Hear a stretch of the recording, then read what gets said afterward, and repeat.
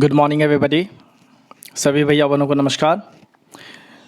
आपकी जो सिलेबस है मैं ऑलरेडी पहले से व्हाट्सएप ग्रुप में भेज चुका हूँ, ठीक है। और आप लोगों को सिलेबस आपकी मिल भी गई होगी। सिलेबस में आपकी जो ओल्ड ईयर का यानी कि पुराने प्रीवियस ईयर का जो सिलेबस है वही सिलेबस अभी भी इस साल भी जो है काम कर रहा है आपका, ठीक है। तो आप सभी जो है उस सिलेबस को ही फॉलो कर सकते हैं। इसके अलावा मैं आपको बता दूं कि आपकी सिलेबस जो है एक बार मैं आपको दिखा देता हूं कि पढ़ना क्या है। आपकी फर्स्ट और सेकंड चैप्टर हो चुकी है, ठीक है। जो फर्स्ट टर्म में आपको पढ़ना है उसमें फर्स्ट और सेकंड चैप्टर हो चुकी है। तो हमारे जो चैप्टर्स हैं, चैप्टर्स का जो नंबर है और उसके नेम है वो थोड़े सा डिफ़र कर रहे हैं उस सिलेबस से।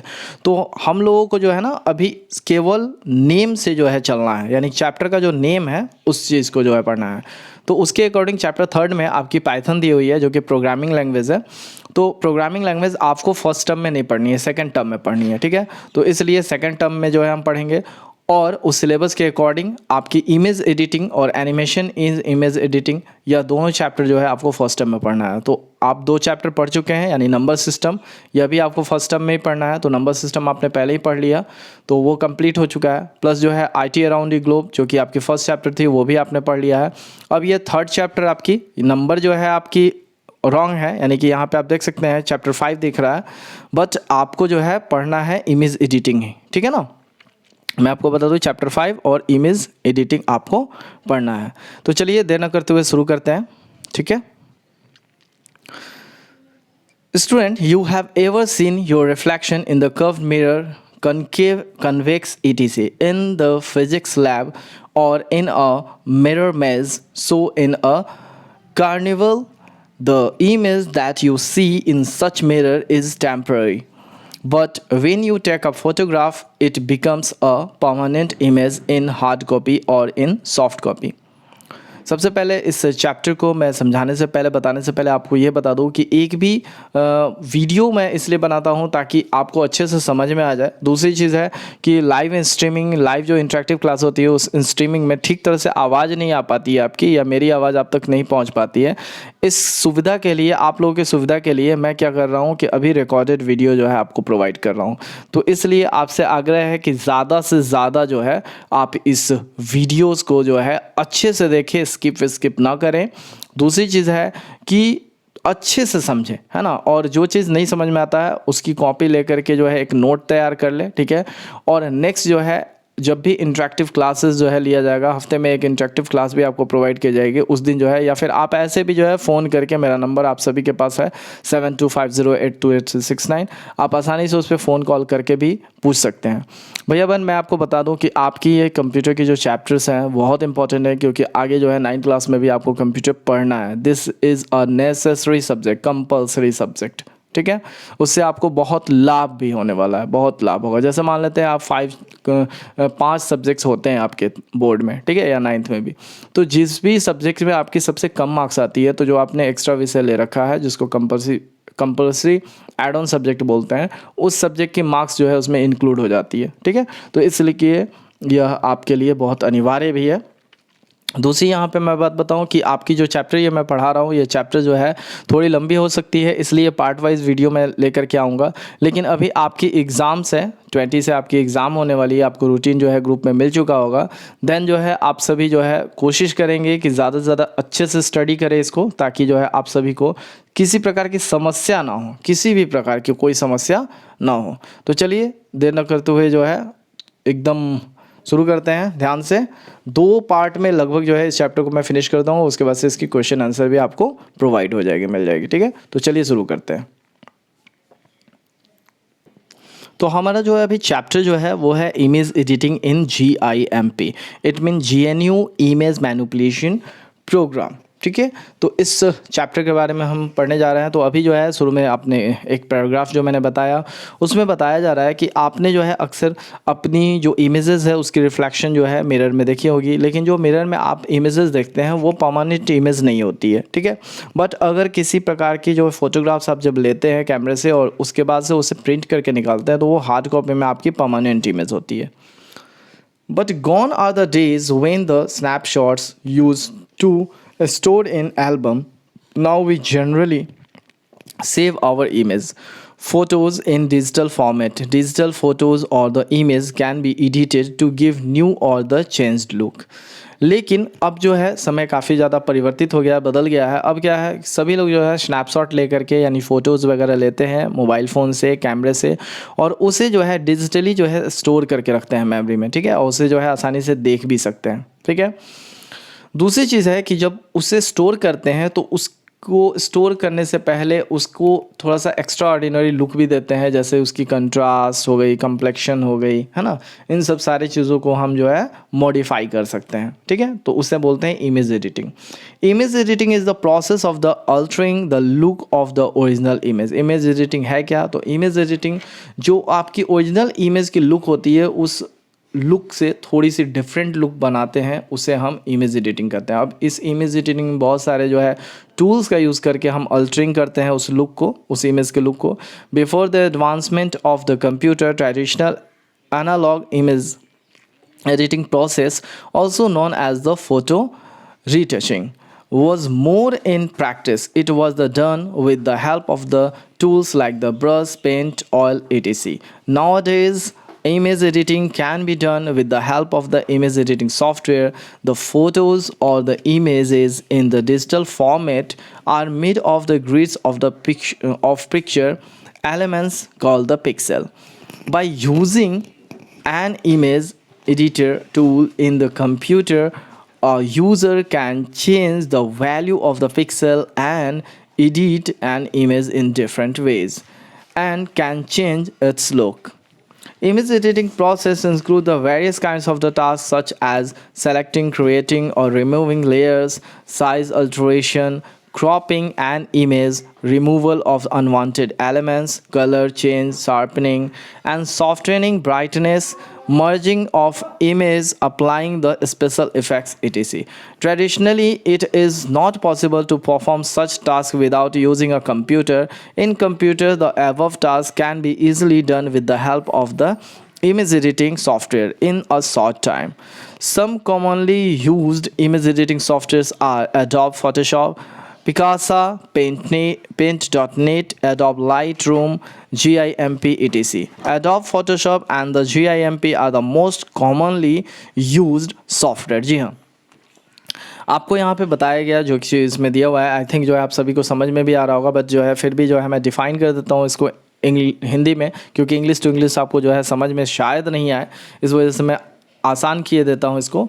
देखिए, इमेज एडिटिंग मीन्स क्या है कि इमेज के जो शार्पनेस है, ठीक है, या फिर कलर कस्टमाइज़ करना हो गया, या फिर जो है कह सकते हैं उसकी पिक्सल्स को हम जो है बढ़ा देते हैं या घटा देते हैं, इसे हम इमेज एडिटिंग कहते हैं।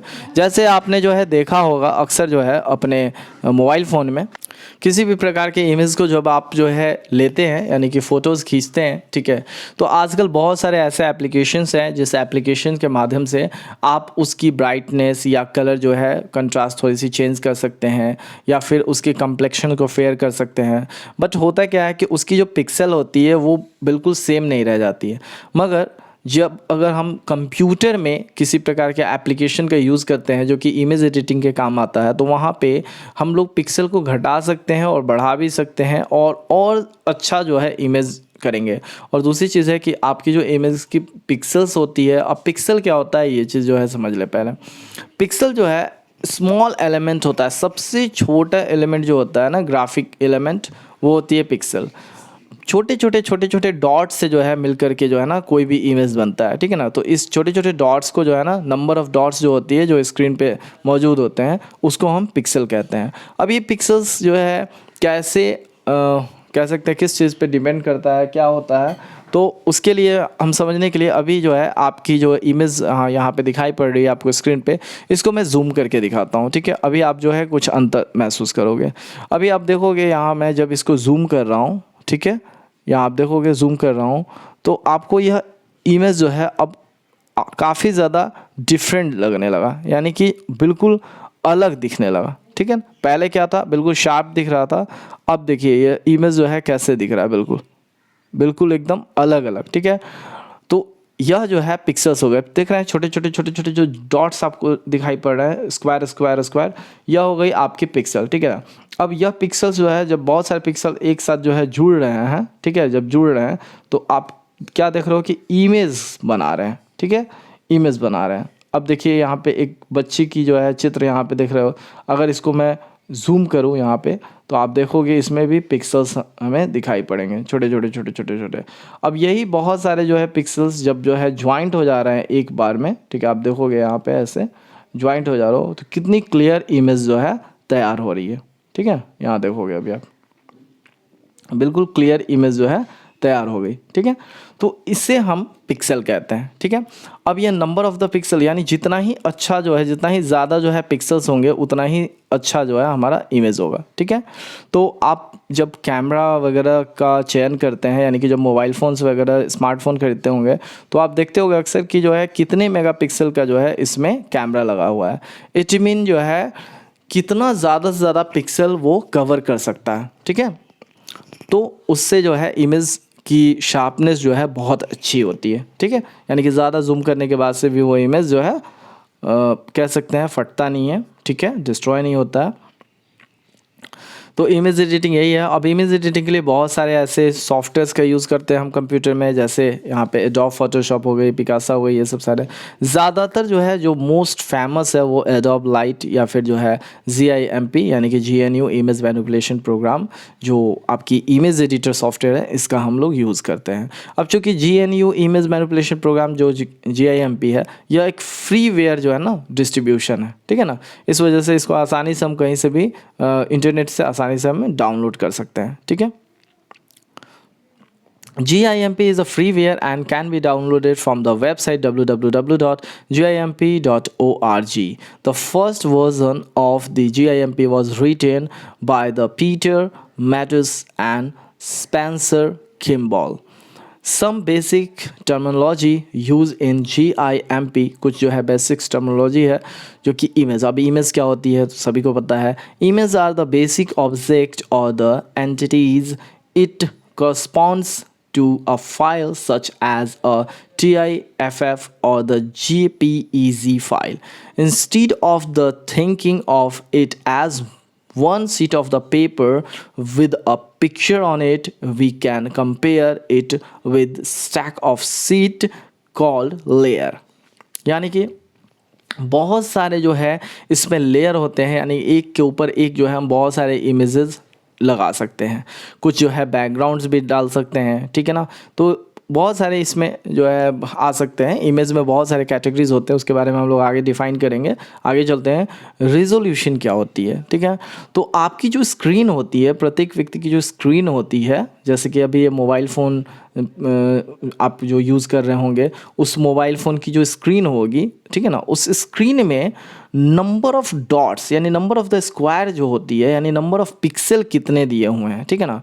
और ये नंबर ऑफ़ पिक्सल जो है कैसे काउंट किए जाते हैं, तो यह नंबर ऑफ़ द पिक्सल्स जो है आपकी जो मोबाइल फ़ोन है ये की स्क्रीन है, या फिर जो है अगर कंप्यूटर की स्क्रीन है, तो उस स्क्रीन पे जो है left to right and up to down यानी कि बॉटम, यानी कि ये क्रॉस होता है। क्रॉस होने के बाद से यानी कि जो है लेंथ इनटू ब्रीथ, ठीक है ना, लेंथ इनटू ब्रीथ जो है जो आपकी स्क्वायर्स बनती है, तो नंबर ऑफ़ द स्क्वायर्स कितने हैं आपकी स्क्रीन पे, इसी को हम लोग रिजोल्यूशन के नाम से जानते हैं, ठीक है ना। फिर जो है पिक्सल क्या होती है, तो वो नंबर ऑफ़ डॉट जो होता है, वो सबसे छोटा जो डॉट होता है, स्मॉल डॉट, उसे हम पिक्सल कहते हैं, ठीक है। Selections often while the modifying an image we only want a part of the image to be changed. यानी कि जब भी हम इमेज को एडिट करते हैं तो इमेज एडिट में हम क्या करते हैं कि कोई इमेज का खास पार्ट हम लोग एडिट करते हैं, ठीक है। अब जैसे मान लेते हैं कि किसी व्यक्ति की पिक्चर हमने ले लिया, तो उसकी फेस को हम एडिट करते हैं, उसके लिप को एडिट करते हैं, उसकी आंखों को एडिट करते हैं, ठीक है ना। तो इसी को हम सिलेक्शन कहते हैं, ठीक है ना, किसी खास पोर्शन को जब हम एडिट करते हैं। GIMP ऑन कंप्यूटर, जब कंप्यूटर में हम GIMP डाउनलोड करेंगे, ठीक है ना, तो इस प्रकार से जो है इसकी इंटरफेस होगी जो आपके सामने जो है दिखाई पड़ रही है। आप देख सकते हो यहाँ पे साइड में जो है टूल बार दिए हुए हैं, ठीक है, पूरी की पूरी यहाँ टूल्स है, ठीक है। और जिस भी टूल को हम सेलेक्ट करेंगे तो उसकी जो है उस टूल की एडिटिंग यहाँ से होगी, यानी कि जो है अगर ब्रश टूल लेते हैं तो ब्रश टूल की थिकनेस कितनी होनी चाहिए, है ना, ये सब सारी चीज़ जो है यहाँ से तय होता है। इसके अलावा जो है इमेज डिस्प्ले, यहाँ पे देख सकते हैं इमेज कहाँ डिस्प्ले होता है। मेन टूल बॉक्स दिया हुआ है, टूल ऑप्शंस दिए हुए हैं, स्टेटस एरिया दिया हुआ है, ठीक है ना, इस प्रकार की जो इंटरफेस है। अब आते हैं कुछ टर्म्स पे। When we open GIMP for the first time, it opens a multi-window mode with the separate layer of the tools, boxes and dialog box. In single window mode, tool boxes and dialog box are intact with the base screen. To enable single window mode, click on the Windows menu and select the option single window mode. यानी कि जब open करते हैं यहाँ पे, ठीक है, तो जो लेयर जो यूज़ होता है वो लेयर जो है, यहाँ देखोगे आप लेयर्स होते हैं। यहाँ मैं आपको दिखा दूँ, ये हाइट हो जा रही है चूँकि यहाँ जो है आप देखोगे लेयर का ऑप्शन, ठीक है। तो यहाँ जो लेयर है, अब लेयर जो है यहाँ देखोगे सिंगल विंडो मोड में है, ठीक है ना। तो इसको अब इसके ऊपर जितना चाहे उतना लेयर हम जो है इंसर्ट कर सकते हैं, ठीक है। लेयर्स क्या होता है इसके बारे में फिर से मैं आपको बता दूं। लेयर्स पे यानी कि जो है अगर एक इमेज है, ठीक है, मान लेते हैं एक इमेज है, ठीक है, और एक इमेज के ऊपर दूसरा इमेज डालते हैं, ठीक है, उसको हम लेयर कहते हैं, ठीक है। एक मेन जो है कह सकते हैं कैनवास हो गई, जिस पे अगर हम सीधा लैंग्वेज में बात करें तो आपको सीधे बता दें कि एक पेपर हो गई, ठीक है ना, उस पे वो पेपर हमारी बैकग्राउंड हो गई, ठीक है। अब उस बैकग्राउंड के ऊपर हम जितने भी इमेज जो है डालते चले जाएंगे, इमेज ओवर इमेज, वो सारे जो है लेयर्स कहलाते हैं, ठीक है। चलिए टाइटल बार आते हैं। सबसे पहले ऊपर जो है टाइटल बार होता है, यहाँ आप देखोगे, ठीक है, मैं आपको दिखा देता हूँ। यह जो सबसे ऊपर जो है आपको दिखाई दे रही है ग्रीन कलर, यहाँ देखोगे आप, ठीक है, यह जो है पट्टी आपकी टाइटल बार है, ठीक है। अब जब जो है आप इसको चेंज करोगे, यानी कि अगर मान लेते हैं कि आप सबसे पहले ओपन करते हो, ओपन करने के बाद से अगर इसको सेव कर लेते हो तो आपकी जो है यहाँ पे नेम जो है चेंज हो जाती है, ठीक है। जिस नेम से आप सेव करते हो वो नेम जो है आ जाती है यहाँ पे, ठीक है। नेक्स्ट चलते हैं, रूलर क्या है। अब रूलर क्या है, तो आसपास में जो हम लोग इमेज के लिए अभी इसमें नहीं दिया हुआ है, ठीक है। रूलर को डिफाइन कर देता हूँ। जैसे आप कह सकते हैं कि जब टाइपिंग आप करते हो वर्ड वगैरह में, तो जिससे हम लोग एलिमेंट जो है सेलेक्ट करते हैं, ठीक है, ठीक उसी प्रकार से इसमें भी रूलर होती है कि कहाँ जो है आपकी इमेज आप एडिट करना चाहते हो, इमेज इंसर्ट करना चाहते हो। तो जहाँ हम जिस प्रकार के अलाइनमेंट को, यानी कि अपर, ठीक है ना, लोअर, यानी कि जो है टॉप होती है, फिर जो है बॉटम होती है, फिर राइट होती है, लेफ़्ट होती है, इन सब सारे जो है जब रूलर को हम सेलेक्ट करेंगे और जहाँ पे भी जो है उसका लास्ट एंड होगा, एज होगा, वहाँ पे जो है या हमारा इमेज जो है जा कर के जो है सिचुएट होगा, ठीक है। नेक्स्ट चलते हैं, status area. The status area is the present at the bottom of the image window. By default the status area display the original name of the image file and the volume of the system memory that is the being used by the image. Next, navigation control. It is a small cross-shaped button at the lower right corner of the image display. The navigation preview is a miniature view of the image with the outline of the display area. Navigation window provides a convenient way to quickly navigate around a large image. Next, image display. It is also said as the canvas. It is the central layout that display image and content. It is surrounded by a yellow dotted line showing the image boundary. Next, main tool box. ये सारे जो है जो भी आपको अभी मैं बता रहा हूँ, ये सारे जो है इसमें जो दिए हुए हैं, मेन टूल बॉक्स हो गई, यहाँ देखोगे आप, मेन टूल बॉक्स हो गई, टूल ऑप्शंस हो गई, इमेज डिस्प्ले हो गई, टाइटल बार हो गई, मेनू बार हो गई, इन्हीं सब सारे चीज़ों को डिफाइन कर रहा है, ठीक है। चलिए सीधा जो है नेक्स्ट चलते हैं, क्योंकि जो है इसे डिफाइन करने की कोई आवश्यकता है नहीं, ठीक है। क्रिएटिंग अ न्यू फाइल, कैसे जो है नया फाइल जो है क्रिएट करते हैं, ठीक है। तो यहाँ आप देखोगे क्रिएटिंग अ न्यू फाइल। सबसे पहले to create a new file in GIMP click on the file menu. यहाँ आप जब भी ओपन करोगे, ठीक है, तो उसमें जो मेनू होती है आप देखोगे, यहाँ पे मैं मेनू पे लिए चलता हूँ आपको सीधा। आप देखो यहाँ मेनू है, फाइल मेनू, ठीक है। आप देखो यहाँ फाइल मेनू है सबसे पहले, तो इस फाइल मेनू पे हम क्लिक करेंगे। जैसे ही फाइल मेनू पे हम क्लिक करते हैं, ठीक है, तो इस प्रकार का इंटरफेस हमारा आता है। आप देखोगे ये इस प्रकार का इंटरफेस आता है। ठीक है, फाइल मेनू पे क्लिक करने पे, तो फाइल मेनू पे क्लिक करने पे न्यू का ऑप्शन आ रहा है, आप देखोगे यहाँ न्यू का ऑप्शन आ रहा है, और न्यू पे जैसे ही क्लिक करते हैं, ठीक है, तो इस प्रकार का डिस्प्ले हमारे सामने आता है। अब हमें जो हमारा लेयर है उस लेयर का जो है हमें साइज जो है सेलेक्ट करना होता है। ठीक है, यहाँ विड्थ दिया हुआ है, हाइट दी हुई है, ठीक है, पिक्सल्स दी हुई है, पिक्सल किस रूप में कितना पिक्सल हमें चाहिए, ठीक है ना, वो हमने सेलेक्ट कर लिया। अब यहाँ पे एडवांस ऑप्शन दिया हुआ है एक्स एंड वाई रेजोल्यूशन। अब एक्स एंड वाई रेजोल्यूशन क्या होती है, तो वो मैंने पहले ही आपको बताया कि यहाँ देखो, यह हो गई लेफ़्ट टू राइट और ये अप टू डाउन। तो ये जो स्क्वायर्स बन रहे हैं, आप देखोगे यहाँ स्क्वायर्स जो बन रहे हैं, यही जो है पिक्सल्स कहलाते हैं। ठीक है, अब ये तो मैं काफ़ी ज़्यादा बड़ा जो है ड्रॉ कर दिया, ठीक है, लेकिन ये काफ़ी ज़्यादा छोटे होते हैं। देन आफ्टर दो कलर स्पेस होती है RBG कलर, ठीक है, जो कि सारे कलर्स इसी से जो बनते हैं। फिर fill with the background colour, यानी कि जो है कौन सा आपको कलर, जो बैकग्राउंड का कलर है वो कैसा चाहिए। ठीक है, तो ये इस प्रकार से करके उसके बाद से ओके जैसे ही क्लिक करेंगे, ठीक है, तो हमारी जो है फाइल क्रिएट होनी शुरू हो जाएगी। उसके बाद से हमें इस प्रकार के विंडो जो है मिलेंगे, जो सामने आपके दिखाई दे रहा न्यू फाइल ओपन्स, इस प्रकार से एक नया फाइल जो है स्टार्ट हो जाएगा। देन आफ्टर आपको जो है इसमें इमेज जो है इंसर्ट करना होगा और देन आपकी एडिटिंग अब शुरू हो जाएगी। फिर आपको ओपन करना है, अगर मान लेते हैं कोई आपको न्यू फाइल क्रिएट करना है तो वो ऑप्शन है। फिर अगर नया फाइल आपको नहीं बनाना है, कोई पहले से ऑलरेडी इमेज आपके पास है, ठीक है, और उसको आपको एडिट करनी है, तो आपको न्यू की जगह ओपन जो है सेलेक्ट करना होगा। फाइल मेनू पे ही क्लिक करके ये भी होगा। ठीक है, देन आफ्टर आपको इस प्रकार से सेलेक्ट करनी होगी अपनी कोई भी इमेज, और देन उसके बाद से वो इंसर्ट हो जाएगी।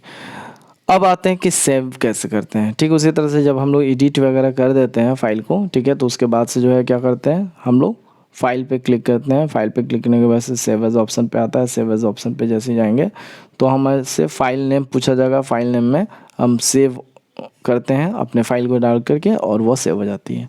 अब एक बहुत इंपॉर्टेंट प्रश्न है जो कि आपकी परीक्षा में भी आने वाला है, इसको जो है ध्यान रखेंगे। जितने भी फुल फॉर्म्स है वो ज़रूर याद कर लेंगे आप, जैसे GIMP की फुल फॉर्म क्या होती है, GIF की फुल फॉर्म क्या होती है, PNG की फुल फॉर्म क्या होती है, PSD की फुल फॉर्म क्या होती है, सारे जो है आपको याद करना है। GIMP की जो फाइल सेव होती है वो .xcf के फॉर्मेट में होती है। ठीक है, हर फाइल का एक एक्सटेंशन नेम होता है। एक्सटेंशन नेम क्या बताता है कि यह फाइल जो है किस तरह का है, किस टाइप का फाइल है। ठीक है ना, तो फाइल टाइप को बताने के लिए क्या होती है कि एक्सटेंशन नेम का हम यूज़ करते हैं। तो यह देखिए जो आपकी स्क्रीन पे दिख रहा है, यहाँ पे दिया हुआ है in GIMP an image file is saved with a default extension as .xcf, यानी .xcf फॉर्मेट में यह सेव होता है। ठीक है ना, to save the file in the other formats such as the GIF, PNG, PSD, etc, the export feature of GIMP can be used। यानी कि GIMP में एक एक्सपोर्ट फीचर होती है। ठीक है, एक्सपोर्ट फीचर होती है, उस एक्सपोर्ट फीचर से हम क्या कर सकते हैं कि अपने इमेज को, ऐसे बाय डिफ़ॉल्ट तो ये .xcf में ही सेव होती है, बट जो है अगर हम चाहें, अगर मान लेते हैं हमारा कोई मोबाइल फ़ोन है हमारे पास या कोई सिस्टम है, उसमें हम चाहते हैं कि GIF में ही डालें या PNG में ही वो सपोर्ट करता है, तो उसे एक्सपोर्ट करके हम इसमें भी कन्वर्ट कर सकते हैं। ठीक है, इन सब सारे फॉर्मेट में, ये जो सारे फॉर्मेट दिए हुए हैं सारे फॉर्मेट में कन्वर्ट कर सकते हैं। ठीक है, चलिए आगे चलते हैं। अब आते हैं टूल बॉक्स के बारे में। सबसे पहले ऊपर में टूल बॉक्स जो है दिया हुआ था, अब टूल बॉक्स में प्रत्येक जो है एक एक टूल के बारे में जो है हम अब पढ़ेंगे। ठीक है, कि प्रत्येक टूल का क्या क्या यूज़ है। भैया बन अगर आपके पास लैपटॉप है, सिस्टम है घर पे, तो आप सभी जो है GIMP जो है फ्रीली जो है डाउनलोड कर लीजिए। डाउनलोड करके जितने भी टूल्स वगैरह बताए जा रहे हैं इन सारे टूल्स का आप यूज़ करोगे, बहुत ही मज़ा आएगा।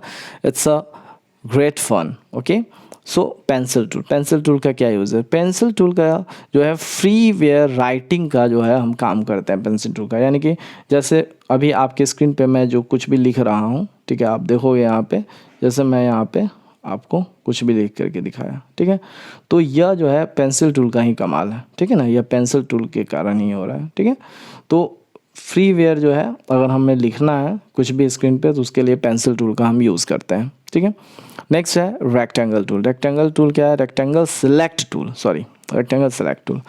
जब अगर कोई इमेज वगैरह पहले से ड्रॉ है, जैसे मान लेते हैं यहाँ पे एक जो है कोई भी इमेज जो है ड्रॉ किया गया है, ठीक है, इस प्रकार से इमेज ड्रॉ की गई है। ठीक है। अब इस इमेज को हमें सेलेक्ट करनी है, तो हमें क्या होता है, जो रेक्टेंगल सेलेक्ट टूल होते हैं उससे पूरा का पूरा ऐसे सेलेक्ट करेंगे, ठीक है। और उसके बाद से इसे चाहे जहाँ पे भी चाहे वहाँ पे मूव कर सकते हैं, ठीक है। बट एक और सिलेक्शन होती है जो फ्री वेज सिलेक्शन होती है, फ्री सिलेक्शन टूल। उसमें क्या होती है कि अगर हमें किसी खास इमेज का कोई शेप है, ठीक है ना, अब उस इमेज को अगर हमें सेलेक्ट करना है तो उसी प्रकार से इसको सेलेक्ट करेंगे इस प्रकार से, ठीक है, ऐसे ला करके, और जैसे ही छोड़ेंगे तो यह पूरा का पूरा जो है जो इमेज है यह पूरा का पूरा सिलेक्ट हो जाएगा, ठीक है। और सिलेक्ट होने के बाद से क्या होगा कि इसे जहाँ चाहे वहाँ पे मूव कर सकते हैं, ठीक है। सिर्फ मूव ही नहीं कर सकते, और भी बहुत सारे जो है ऑप्शंस होते हैं और भी बहुत सारे चीज़ें होते हैं जो कि हम कर सकते हैं, लेकिन सिलेक्शन करने के लिए हम लोग इसका यूज़ करते हैं, ठीक है। नेक्स्ट चलते हैं पेंट ब्रश टूल, ठीक है। पेंट ब्रश टूल आप सभी जानते हैं कि अगर कोई इमेज है, जैसे यहाँ पे रेक्टेंगल जो है एक ड्रॉ किया हुआ है, ठीक है, यहाँ मैं फिर रेक्टेंगल ड्रॉ कर के दिखा देता हूँ। अब पेंट ब्रश टूल जब लेंगे तो इसको आसानी से हम इस प्रकार से पूरा का पूरा कलर कर सकते हैं, यहाँ देखो ऐसे पेंट ब्रश से, ठीक है। नेक्स्ट है bucket fill tool. Bucket fill tool और पेंट ब्रश टूल में अंतर होता है। बकेट फिल टूल में क्या होता है कि अगर कोई इमेज है, जैसे मान लेते हैं यहाँ पे आपने जो है एक रेक्टेंगल बनाया और इसमें ला करके कोई भी कलर सेलेक्ट किया, और सेलेक्ट करने के बाद जैसे ही इस पर क्लिक करेंगे तो ये पूरा का पूरा जो है जो आपकी रेक्टेंगल है इसके अंदर अगर ये क्लोज फिगर है, ठीक है, तो इस क्लोज फिगर के अंदर वो कलर ऑटोमेटिक पूरा का पूरा फिल हो जाएगा, ठीक है। देखोगे यहाँ इमेज में आप देख सकते हैं किस प्रकार से पूरा का पूरा फिल हो गया। और पेंट ब्रश से क्या हो रहा था कि हमें ड्रॉ कर रहे थे, यहाँ देखोगे आप ड्रॉ कर रहे थे हम, ठीक है, और धीरे धीरे फिल कर रहा था, ठीक है। नेक्स्ट चलते हैं टेक्स्ट टूल। अब टेक्स्ट टूल क्या होती है, कोई इमेज वगैरह हमने बना दिया और उस इमेज में हम कुछ टाइप करके लिखना चाहते हैं, ठीक है, तो उसके लिए हम टेक्स्ट टूल का यूज़ करते हैं, ठीक है। Next eraser tool. कोई इमेज बना दिया या फिर जो है कोई टेक्स्ट जो है हमने लिख दिया है, अगर उससे जो है हमें इरेज करना है, मिटाना है, तो उसके लिए जो हम इरेजर टूल का यूज़ करते हैं, ठीक है। Ellipse tool. एलिप्स टूल क्या होती है, सिंपल है, अगर हमें किसी प्रकार के ओवल शेप को या फिर जो है सर्कल ड्रॉ करना है तो उसके लिए हम लोग एलिप्स टूल का यूज़ करते हैं। ब्लेंड टूल क्या है, ब्लेंड टूल बहुत इंपॉर्टेंट टूल है। हमेशा जब भी हम किसी प्रकार के शेडिंग का यूज़ करते हैं, शेडिंग कलर का यूज़ करते हैं, उसे हम ब्लेंड टूल कहते हैं, ठीक है। ब्लेंड टूल बहुत इंपॉर्टेंट है, खास करके अभी ग्रेडियंट कलर के रूप में जो है ब्लेंड टूल का सबसे ज़्यादा यूज़ होता है, ठीक है। ग्रेडियंट कलर बनाने के लिए ब्लेंड टूल का यूज़ करते हैं, ठीक है। अब ब्लेंड टूल में क्या होता है, दो कलर को मिक्स करते हैं, कौन कौन सा कलर हमें चाहिए होता है, और उस कलर को जैसे ही सिलेक्ट करके आप देखोगे दो कलर बनाने के लिए यहाँ पे ऑप्शन है। ब्लेंड टूल को पहले हम लोग सेलेक्ट करते हैं। ब्लेंड टूल को सेलेक्ट करने के बाद से हमने जो भी कलर सेलेक्ट किया है, कलर सेलेक्ट करने के बाद से यहाँ देखोगे कलर को हम एडिट भी कर सकते हैं, और कलर को एडिट करने के बाद से जैसे ही इस पर क्लिक करेंगे तो ऑटोमेटिक जो है हमारी जो कलर है, क्लोज फिगर की जो कलर है वो इस प्रकार से हो जाती है, ग्रेडियंट कलर हो जाती है। ग्रेडियंट कलर का मतलब क्या होता है, शैडो के रूप में, ठीक है ना, छाया के रूप में जो है वह कन्वर्ट हो जाता है। तो इस प्रकार से जो है एक इमेज जो है बनी हुई है। अब मूव टूल का ऑप्शन आप सभी जानते हो, जैसा मैंने बताया कि कोई भी इमेज जो है सिंपली जब से ही ड्रॉ करते हैं, ठीक है ना, ड्रॉ करने के बाद से उसे अगर कहीं दूसरी जगह मूव करना है तो आसानी से उसको मूव टूल को से सिलेक्ट करेंगे और जैसे ही ड्रैग करेंगे तो वो वहाँ पे मूव हो जाएगा, ठीक है। नेक्स्ट चलते हैं क्लोन टूल। क्लोन टूल क्या होता है, जब किसी भी फिगर का हम जो है डुप्लीकेट या ट्रिप्लिकेट बनाते हैं, यानी कि अलग अलग कॉपीज़ तैयार करते हैं, उसे हम लोग क्लोन टूल कहते हैं, ठीक है। तो इसके लिए क्या करना होता है, आप देखोगे यहाँ एक दिया हुआ है, पूरे फिगर से मैं दिखाता हूँ, यहाँ पे देखोगे आप क्लोन टूल है, ठीक है। क्लोन टूल को सेलेक्ट किए, अब देखो यहाँ पे यहाँ क्या, यहाँ एक आपको चित्र दिखाई दे रही है, ठीक है। अब इसको पैच के रूप में जैसे ही लेंगे, ठीक है, यहाँ पे कुछ और जो है, यहाँ पे अब देखोगे यह कलर, ये देखो यह कलर देख रहे हो, यहाँ पे सेलेक्ट किया गया, और देन आफ्टर इसको सेलेक्ट करने के बाद से रिंग के पास जैसे ही हमने इसको डाला तो क्या हुआ, रिंग जो है गायब हो गया। यानी कि इस जो डॉग का यहाँ पे या पप का जो फिगर जो है बना हुआ है, ठीक है, इस फिगर से इसके जो पैरों का कलर है उस पैरों का कलर ले जाकर के इस पर पुट कर दिया गया, ठीक है ना। तो यह जो है रिंग क्या हो गया, चाबी रिंग यहाँ से गायब हो गया। तो इसको बोलते हैं क्लोन टूल बनाने। हीलिंग टूल क्या होती है? हीलिंग टूल अगर किसी खास पोर्शन यानी कि कोई ऐसा इमेज है जिसकी कोई खास पोर्शन गायब हो गई है तो उसको जो है हम जब भरते हैं, ठीक है ना, उसको हम हीलिंग टूल कहते हैं, ठीक है। Healing tool it is use to rub the upper layer of an image and then enable the highlighted the base design। यानी कि जो एक्चुअल जो होती है, देखिए आपको फिगर के माध्यम से मैं बताता हूँ। हीलिंग टूल का यूज़ करके यहाँ देखो किस प्रकार से, यानी कि जो टाइगर की पूंछ है उस पूंछ को जो है मिटा दी गई है और जो बैकग्राउंड का कलर है वो बैकग्राउंड कलर किस प्रकार से विजिबल हो गया, ठीक है ना। यानी कि ऊपर की जो है कलर उसको जो है हम इरेज कर देते हैं, ठीक है ना। इसको बोलते हैं हीलिंग टूल, ठीक है। नेक्स्ट चलते हैं। और भी बहुत सारे यहाँ पे टूल्स दिए हुए हैं जैसे air brush, ink, crop, rotate, scale, shear. इन सब सारे से आपकी परीक्षाओं में प्रश्न आएंगे, मैं आपको बता दूं सारे से प्रश्न आने हैं। इसलिए आप लोग अच्छे से जो है इन सब सारी चीज़ों को जो है नोट कर लीजिए, ठीक है, अच्छे से याद कर लीजिए, ठीक है। इसलिए आपसे बार बार जो है यही कह रहा हूँ, रिपीट कर रहा हूँ इस चीज़ को कि आप सभी जो है इस चीज़ को जो है अच्छे से जो है याद करेंगे, ठीक है। तो चलिए, air brush it is use to colour an image with the various thickness of brush. जैसे पेंट ब्रश का यूज़ था उसी तरह से एयर ब्रश का यूज़ है, बट एयर ब्रश जो है वो ड्रॉपलेट्स के रूप में जो है कलर जो है स्प्रिंकल करता है, ठीक है। नेक्स्ट है इंक।